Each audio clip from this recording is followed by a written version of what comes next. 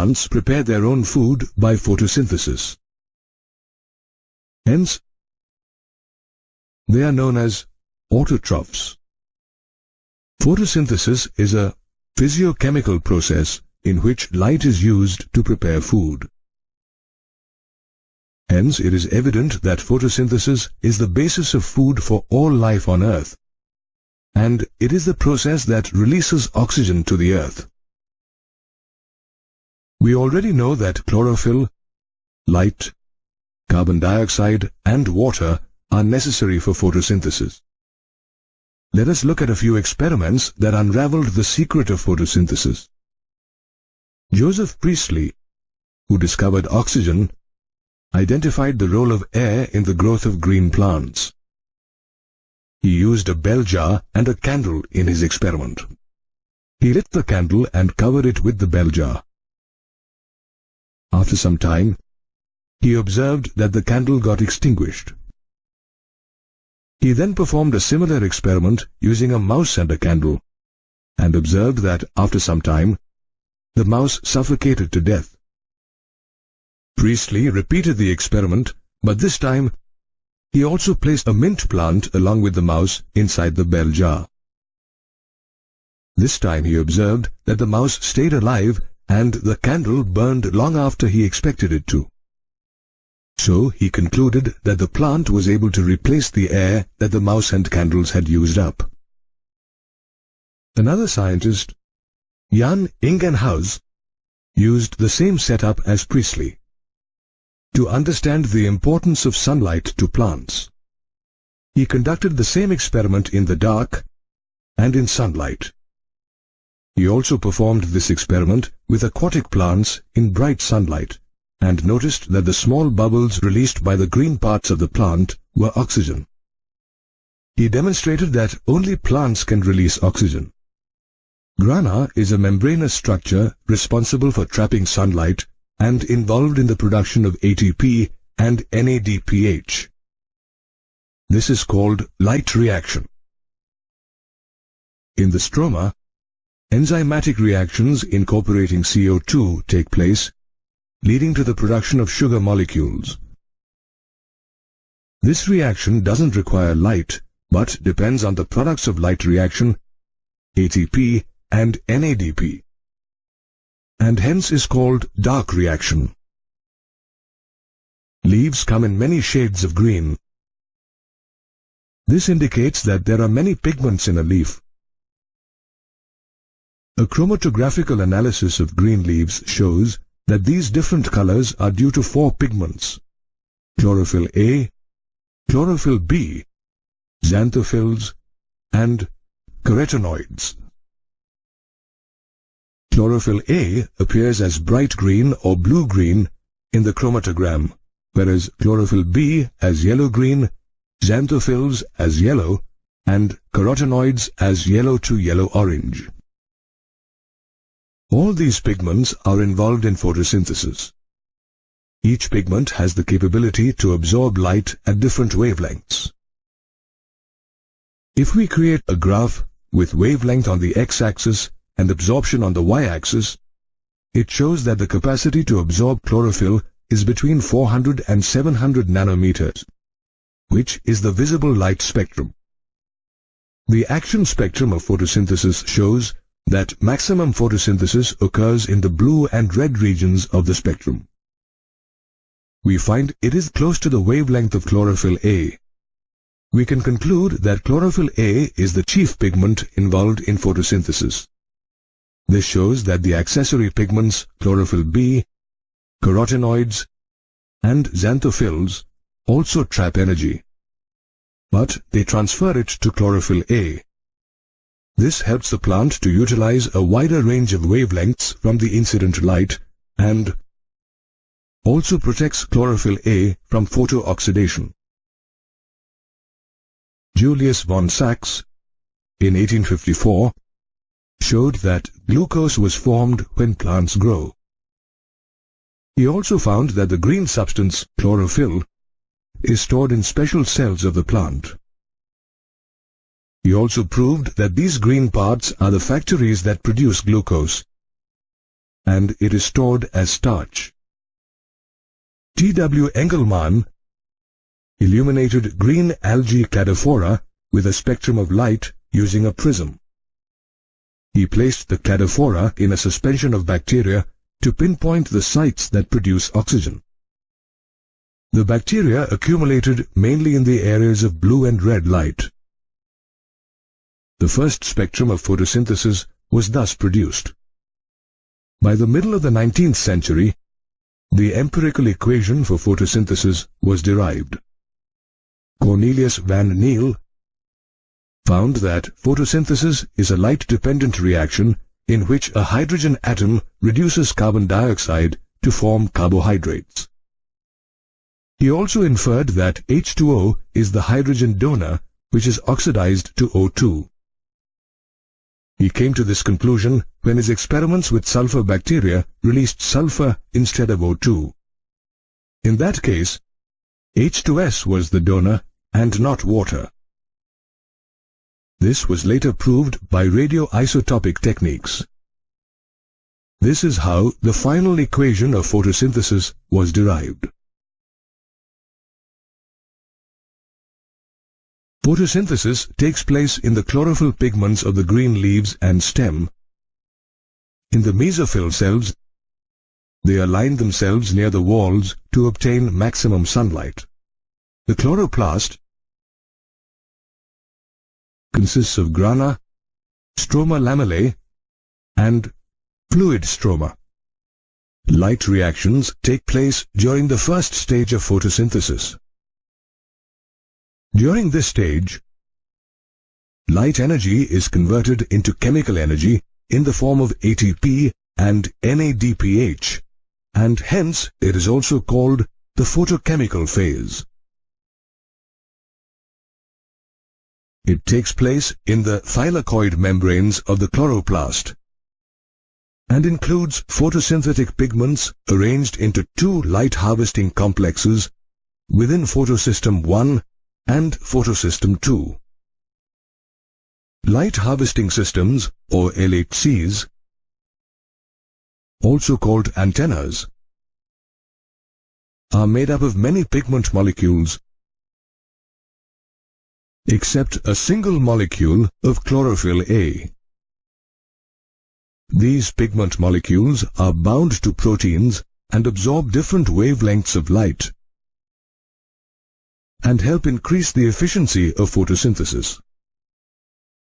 The single chlorophyll A molecule forms the reaction center in PS1 as P700 and in PS2 as P680, symbolizing the absorption maxima of chlorophyll in these centers. Light reaction consists of the following four stages: light absorption, water splitting, release of oxygen, and formation of high-energy intermediates ATP and NADPH. In the light absorption stage, the chlorophyll A in PS2 absorbs the 680 nm wavelength of red light. This causes excitation of electrons, thereby attaining high energy levels. These electrons are picked up by an electron acceptor, which transfers them to the electron transport system. The electron transport system consists of cytochromes. The movement of electrons is downhill in terms of lower redox potential. The electrons from PS2 are passed on to PS1 through the electron transport system. Simultaneously, electrons of the PS1 reaction center are excited by absorbing red light of wavelength 700 nm. These are transferred to another acceptor molecule with greater redox potential. These electrons move downhill to a molecule of energy-rich NADP+, thereby reducing it to NADPH, forming a Z scheme.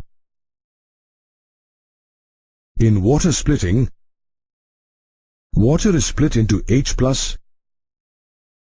oxygen atom, and electrons. The electrons that were removed from PS2 are replaced by electrons formed due to the splitting of water. The electrons needed to replace those removed from PS1 are provided by the excited electrons of PS2 through the electron transport system. Water splitting complex is associated with PS2. The process of synthesizing high-energy compounds like ATP by cells in the chloroplast and mitochondria is called phosphorylation. In non-cyclic photo, phosphorylation PS2 and PS1 work in series. These two photosystems are connected through the electron transport chain. ATP and NADPH+ are synthesized in this electron flow. The cyclic flow of electrons occurs in the stroma lamellae membrane, where only PS1 is functional. This is because the lamellae membrane lacks both PS2 and the NADP reductase enzyme. The excited electrons do not pass on to NADP+, but are cycled back to the PS1 complex through the electron transport system. This cyclic flow results in the synthesis of ATP only. Cyclic photophosphorylation also occurs when only light of wavelengths beyond 680 nm are available for excitation. The chemiosmotic hypothesis explains the mechanism of ATP synthesis. ATP synthesis is linked to the development of the proton gradient across the membrane. The proton accumulates towards the inside of the thylakoid membrane in the lumen. Let's discuss the steps that help develop the proton gradient along the membrane. Water splitting takes place on the inner side of the membrane, producing protons or hydrogen ions that accumulate within the lumen of the thylakoid. The movement of electrons to photosystems enables the movement of protons across the membrane. This is because the primary electron acceptor located towards the outer side of the membrane transfers its electron to H carrier. Thus, a proton gets removed from the stroma while transporting an electron. When this molecule passes its electron to the electron carrier on the inner side of the membrane, the proton is released into the inner side of the membrane. The NADP reductase enzyme is located on the stroma side. The electrons that come from the acceptor of the electron of the PS1 and the protons are necessary for the reduction of NADP+. These protons are also removed from the stroma. Thus, protons in the stroma decrease in number, while in the lumen there is an increase of protons. This creates a proton gradient across the thylakoid membrane. The breaking of the proton gradient releases energy.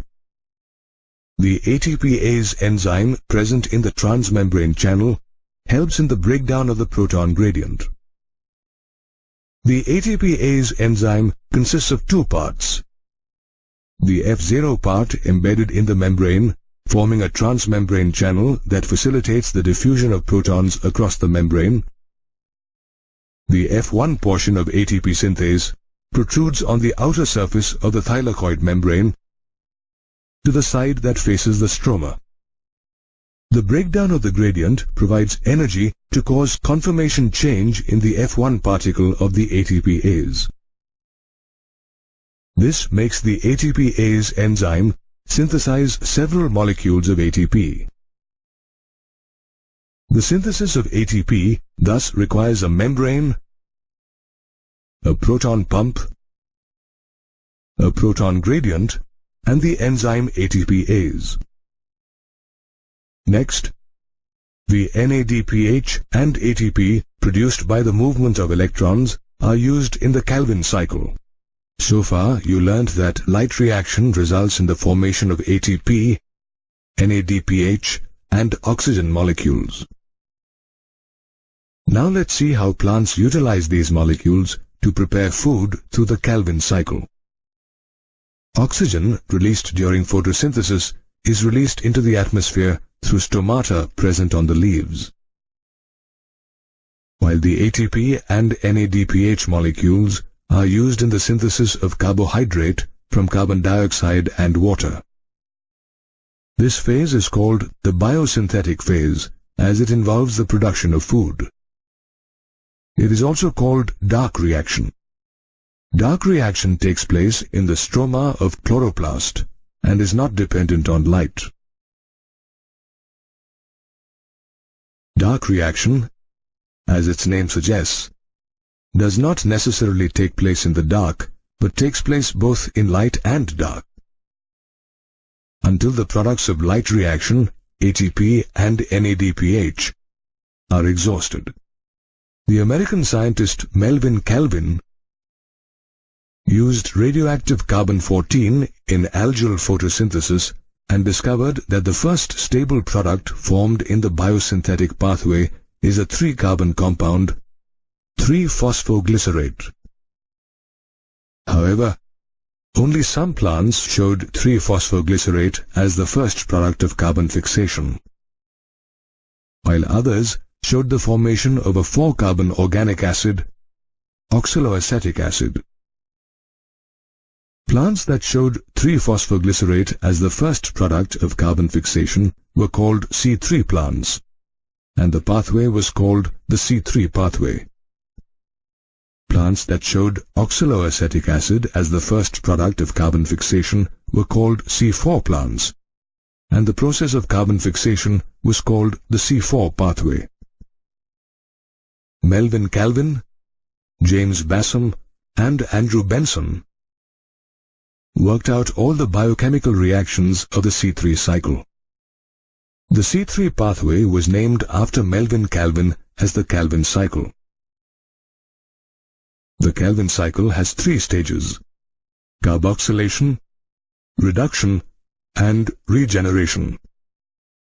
In carboxylation, a 5-carbon molecule, ribulose 1,5-bisphosphate, accepts a carbon dioxide molecule to form an intermediate 6-carbon molecule, which then splits to form 2 molecules of 3-phosphoglycerate.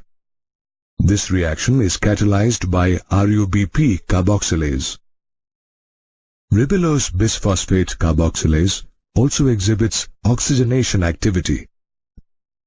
Hence, it is called ribulose bisphosphate carboxylase oxygenase, or simply Rubisco. This phase is called carboxylation because a carbon dioxide molecule is added. In the reduction stage, a series of reactions leads to the formation of triose phosphates, which act as precursors to glucose and other sugars. At first, 2 molecules of 3-phosphoglycerate is phosphorylated to 2 molecules of 1,3-bisphosphoglycerate by utilizing 2 molecules of ATP in the presence of the enzyme phosphoglycerate kinase. Second, the enzyme glyceraldehyde 3-phosphate dehydrogenase reduces 2 molecules of 1,3-bisphosphoglycerate to 2 molecules of glyceraldehyde 3-phosphate. 2 molecules of NADPH are used in this reaction. Thus, to fix 1 molecule of carbon dioxide to 2 molecules of glyceraldehyde 3-phosphate, 2 ATP and 2 NADPH are utilized. 6 carbon dioxide molecules are necessary for the formation of 1 glucose molecule. Hence, let's calculate for 6 carbon dioxide molecules. 1 carbon dioxide molecule results in 2 molecules of glyceraldehyde 3-phosphate molecules. Hence, 6 molecules would yield 12 molecules of glyceraldehyde 3-phosphate. Of these 12 molecules, 2 of them are used to make 1 molecule of glucose. The remaining 10 glyceraldehyde 3-phosphate molecules make up a total of 30 carbon atoms. These are involved in the regeneration of 6 molecules of ribulose bisphosphate, a 5-carbon compound, thus balancing the reaction. In the regeneration phase, 1 ATP molecule is utilized to form 1 RuBP. Hence, during the Calvin cycle, 1 carbon dioxide molecule needs 3 ATP molecules and 2 NADPH molecules for fixation. Therefore, the net utilization of energy for the formation of 1 glucose molecule would be 18 ATP and 12 NADPH molecules. So far, you have learnt about the Calvin cycle in C3 plants, where 3-PGA is the first product of carboxylation. Let's now study carbon fixation in plants that have the first product of the Calvin cycle as a 4-carbon compound. These plants are called C4 plants, and the process of carbon fixation is called the C4 pathway. The C4 pathway was discovered by M.D. Hatch and C.R. Slack in 1966. Hence, it is also called the Hatch and Slack pathway. Carbon fixation in C4 differs from C3 plants, as it has one extra step preceding the C3 Calvin cycle. C4 plants are found in hot and dry areas and are adapted to tolerate high temperatures and can respond to high light intensities. The transverse section of C4 leaves, such as maize, shows a specialized arrangement of cells around the vascular bundles called the bundle sheath on the inner side. They are closely arranged and are without intercellular spaces. These cells contain many chloroplasts and have thick walls made of suberin, which makes them impervious to gases. The outer side of the vascular bundles contains mesophyll cells with chloroplasts. The large number of chloroplasts in the bundle sheath cells surrounding the vascular bundles makes the vein appear dark green. Leaves whose anatomy shows vascular bundles encircled by bundle sheath cells are called leaves with Kranz anatomy. Kranz is derived from a German word which means halo or wreath. Examples of plants exhibiting Kranz anatomy are maize and sugarcane. In the C4 pathway, carbon dioxide is fixed in the mesophyll cells. The first step is the conversion of pyruvate to phosphoenol pyruvate by utilizing 1 molecule of ATP in the presence of the enzyme pyruvate phosphate dikinase. Phosphoenol pyruvate, a 3-carbon compound, accepts carbon dioxide to form oxaloacetate, a 4-carbon compound. This reaction is catalyzed by phosphoenol pyruvate carboxylase. This enzyme ensures carboxylation even at low concentrations of carbon dioxide because of its greater affinity towards carbon dioxide compared to rubisco. Rubisco is absent in the mesophyll cells of C4 plants. Oxaloacetate is quickly converted to either malate or aspartate and is transported to the bundle sheath cells through plasmodesmata, where it is decarboxylated back to pyruvate. Decarboxylation results in the release of a carbon dioxide molecule. Pyruvate is transported back to the mesophyll cells through plasmodesmata and is phosphorylated to phosphoenol pyruvate. Then the cycle of carboxylation is reinitiated. The released carbon dioxide is fixed in bundle sheath cells, which are rich in rubisco, through the Calvin or C3 cycle. Thus we find that C4 plants undergo carboxylation twice, that is, in mesophyll through the C4 cycle and in bundle sheath cells via the Calvin cycle. In C4 plants, the C4 and C3 pathways are separated in space as they occur in different cells, that is, mesophyll cells and bundle sheath cells. As per energy requirements, the C4 pathway is a little expensive compared to the C3 pathway. This is because the C4 pathway consumes 2 ATP molecules for every carbon dioxide molecule fixed. Therefore, fixation of 6 molecules of CO2 requires 12 ATP molecules. When we include the ATPs used in the Calvin cycle to the total ATPs used, the count goes up to 30, which are 12 more than in the C3 pathway. Though the C4 pathway is quite expensive, it is an efficient method of carbon fixation for plants living in hot and dry conditions. Photorespiration is a process that lowers the efficiency of photosynthesis in plants. In this process, ribulose bisphosphate, or RUBP, reacts with oxygen to release carbon dioxide. This happens during the Calvin cycle due to the catalytic activity of RUBP oxygenase.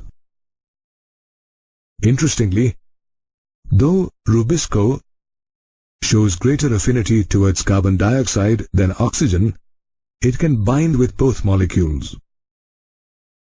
However, this binding is determined by the relative concentration of these gases at the enzyme site of the plant cells. Photorespiration occurs in C3 plants because some oxygen is likely to bind with Rubisco during photosynthesis, but C4 plants, with its special leaf anatomy, have evolved to overcome this process. In C3 plants, photorespiration is pronounced especially during dry conditions and in high temperatures when the concentration of carbon dioxide is lowered in the leaf.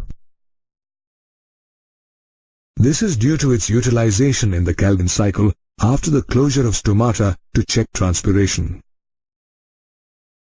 During photorespiration, the active site of Rubisco combines with oxygen and yields 1 molecule of phosphoglycerate and 1 molecule of phosphoglycolate, while with carbon dioxide, it yields 2 molecules of phosphoglycerate. Though phosphoglycerate enters the Calvin cycle and is recycled to form RUBP, phosphoglycolate is removed from the chloroplast. In these plants, oxygen binds with Rubisco during photosynthesis, which results in reduced carbon dioxide fixation. Additionally, this process does not result in the synthesis of sugars nor of ATP or NADPH.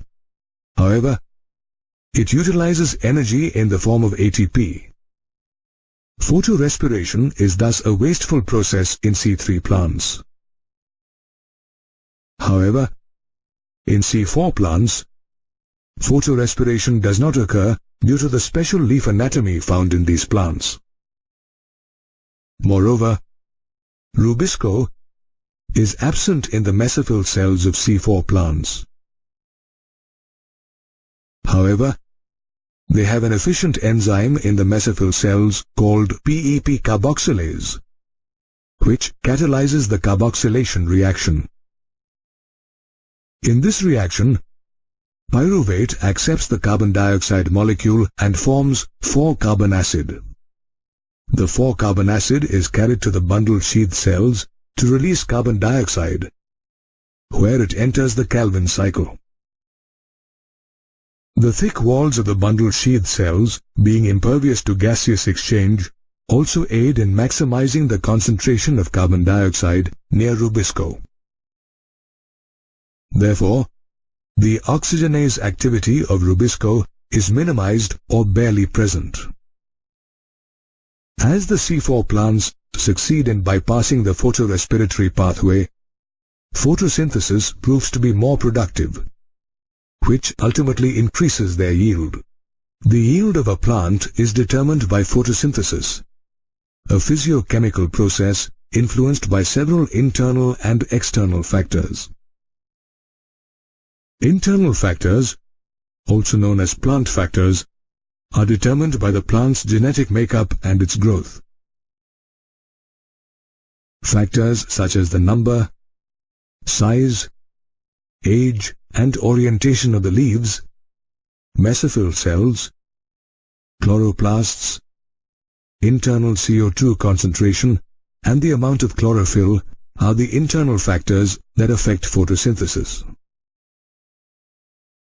External factors, on the other hand, include the availability of sunlight, light intensity, incident light, temperature, carbon dioxide concentration, and water. Initially, scientists assumed that only an increase in CO2 absorption by the leaves during photosynthesis increased the rate of assimilation, leading to increased plant growth. This opinion underwent a change when experiments conducted by Frederick Blackman showed that photosynthesis is affected by other external factors as well. In fact, Blackman formulated the law of limiting factors, which states that if a chemical process is affected by more than one factor, then its rate will be determined by the factor which is nearest to its minimal value. It is the factor which directly affects the process if its quantity is changed. In other words, this law means that though photosynthesis is dependent on several factors, the rate at which the process takes place is governed by the factor whose concentration is the lowest. A typical plant, for instance, is capable of utilizing 0.05% of atmospheric CO2 while photosynthesizing at an optimum light intensity. However, if only 0.01% of CO2 is available for the plant, then the rate of photosynthesis is limited by CO2 concentration. Upon increasing the CO2 concentration, the photosynthetic rate also keeps increasing. However, if CO2 concentration is increased beyond 0.05%, the photosynthesis rate remains unaffected because other factors such as light intensity and water become limiting. Similarly, at low light intensity, incident light and the rate of photosynthesis are linearly related, which means an increase in incident light causes a corresponding increase in the photosynthesis rate. However, after reaching the light saturation point, which is normally 10% of full sunlight, the photosynthesis rate does not show any further increase. Did you know that an increase in incident light beyond the saturation point causes a breakdown of chlorophyll, which in turn can drastically reduce the photosynthetic rate in plants? Apart from light, carbon dioxide, whose atmospheric concentration varies between 0.03 and 0.04%, too affects the photosynthetic rate in both C3 and C4 plants. However, under varying light intensity, C3 and C4 plants respond differently to the carbon dioxide concentration.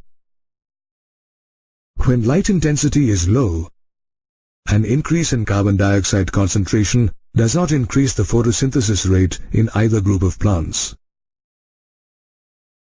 However, at high light intensity, both C3 and C4 plants show an increase in the rate of photosynthesis.